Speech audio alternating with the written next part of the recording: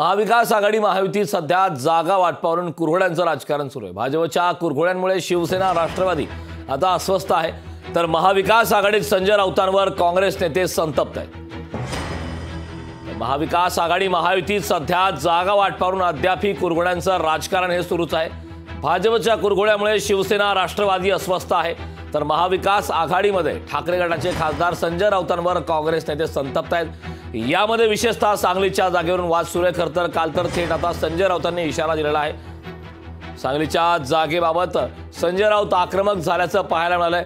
सांगलीमध्ये कोंडी कराल तर राज्यभर कोंडी होईल, अशा प्रकारचा थेट एका प्रकारे इशारा आता संजय राऊतांनी काँग्रेसला दिलेला आहे। त्यामुळे आगामी काळात नेमकं या ज्या जागांवर सध्या वाद सुरू आहे, जागा वाटपाचा निर्णय प्रलंबित आहे, काही ठिकाणी उमेदवारांसंदर्भात संभ्रम आहे, त्यामुळे या ठिकाणी नेमकं कुठल्या पक्षाला जागा दिली जाते, कुठल्या नेत्यांची कुठल्या वर्णी लागते आणि सोबतच त्या ठिकाणची राजकीय समीकरणं कशा प्रकारे बदलतात हे पाहणं महत्त्वाचं।